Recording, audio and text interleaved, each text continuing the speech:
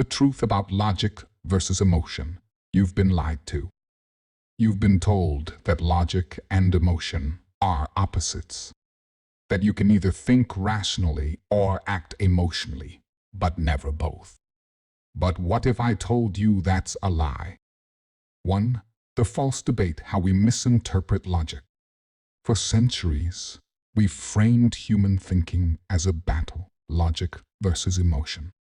We often hear people claim, "I'm just being logical," as a way to justify their actions, especially when making emotionally charged decisions.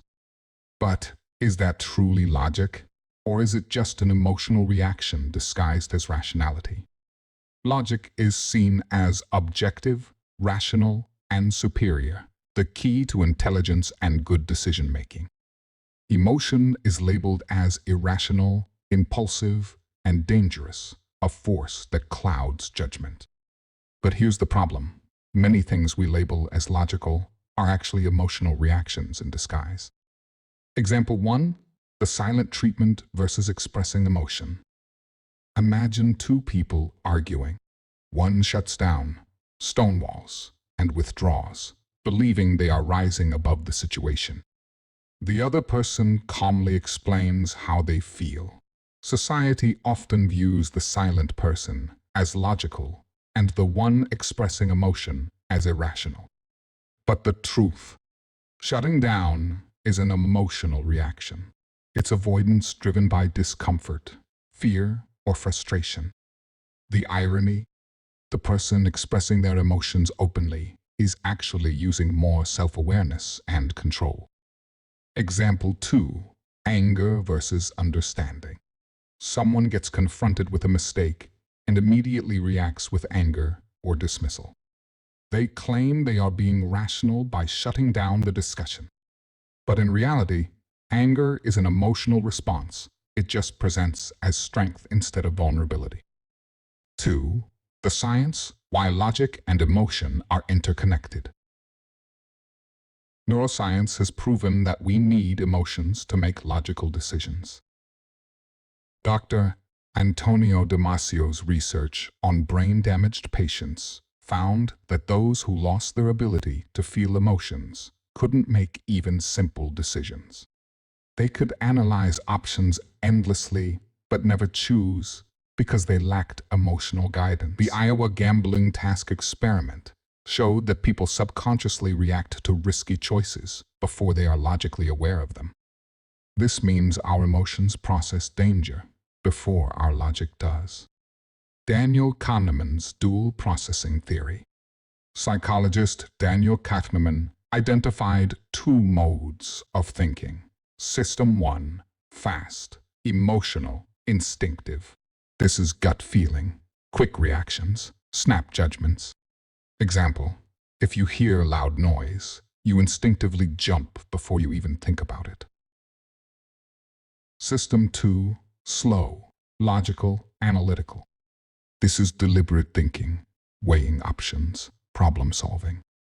Example, when solving a math problem, you take your time to process it. But here's what most people miss. System 1 and System 2 don't work separately. They work together.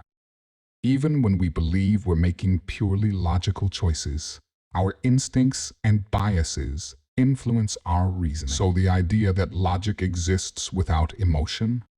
Scientifically impossible. 3. The problem, emotional suppression masquerading as logic. We've been conditioned to believe that being logical means suppressing emotions. But let's challenge that belief. 1. Does suppression actually make you more logical? Ignoring emotions doesn't make them disappear. It just means you're unaware of how they're affecting you. The more you suppress emotions, the more they show up in subtle, uncontrolled ways, like stress, resentment, or sudden outbursts. 2. Are you reacting or responding? Reacting is automatic, driven by emotion, even if it looks calm. Responding is thoughtful, acknowledging emotion, but choosing an intentional action. Example, someone criticizes you. Reacting equals getting defensive or shutting down. Responding equals processing what was said, then addressing it constructively. 3. Why do we praise detachment but shame vulnerability? We call someone strong when they don't show emotion, but we call someone weak when they express emotion. This is backwards because it takes far more control to process and express emotions in a healthy way. 4. The Stoic perspective: reactions matter more than emotions. The Stoics understood something that most people today don't. Emotions themselves are not the problem, our reactions to them are. Marcus Aurelius: you have power over your mind, not outside events. Realize this, and you will find strength. Epictetus: it's not events that disturb people, but their judgment of events. Seneca: a wise man is not one who is never sad, but one who understands his sadness. Socrates also emphasized self-awareness, stating, "Know thyself." The goal is not to erase emotions, but to control how we react to them. Also, the real key to navigating life, not just understanding our own emotions, but the emotions of others. The better we understand emotions, the easier it is to navigate relationships and resolve conflicts. Emotional intelligence isn't just personal, it's a tool for success in every part of life. 5. The real question: reactions over suppression. So, we've been asking the wrong question. It's not about choosing between logic or emotion. The real question is, are you reacting impulsively or responding with awareness? Because when you stop seeing emotions as an enemy and start integrating them into your reasoning, that's when you truly master your mind.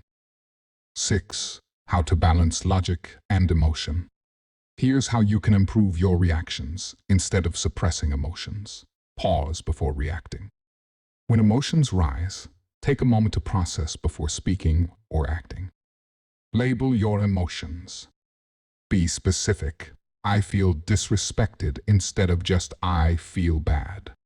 Ask, what is this emotion trying to tell me? Emotions give us valuable data. Use it. Develop empathy. Understanding others' emotions prevents unnecessary conflict. Use logic to guide emotion. Let logic refine your emotional response, not erase it. Logic and emotion aren't enemies. They are partners. True intelligence isn't in suppressing emotions. It's in understanding and mastering them. This brings us to the bigger issue. Why do we see these emotional responses as logical and dismiss emotional intelligence as weakness? The tendency to perceive emotional responses, such as withdrawal, silence, or anger, as logical, while dismissing emotional intelligence as weakness, stems from several psychological and societal factors. Cultural conditioning: many societies equate emotional suppression with strength and self-control. Historically, traits such as decisiveness, detachment, and assertiveness have been associated with leadership and rationality, while emotional expression has been linked to vulnerability or instability. Cognitive biases: people often mistake emotional suppression for rationality because it appears controlled and measured. However, research in psychology suggests that avoidance and repression of emotions do not eliminate them, but instead influence decision-making in subconscious ways. Misunderstanding of emotional intelligence. Emotional intelligence, EI, involves recognizing, understanding, and managing emotions effectively. However, because EI requires openly addressing emotions, it is often misinterpreted as being overly sensitive, rather than as a skill that enhances decision-making and interpersonal effectiveness. Social and gender norms. In many cultures, displaying emotions, particularly those perceived as soft, such as sadness or empathy, is often associated with weakness. Conversely, expressions of anger or detachment are sometimes viewed as strength, reinforcing the idea that emotional suppression equals logic. The illusion of objectivity.